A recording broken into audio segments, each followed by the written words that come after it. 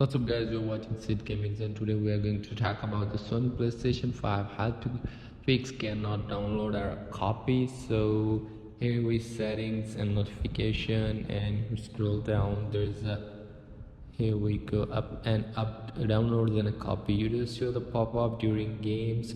Maybe you deselect these all, you just select it during games, during video and during broadcasters.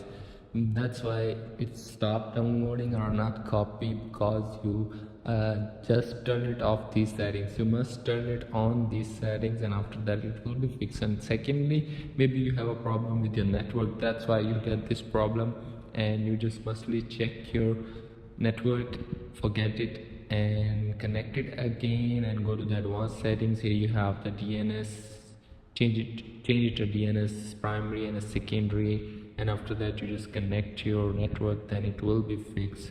So simply that's how you can fix this download or a copy on your Sony 5.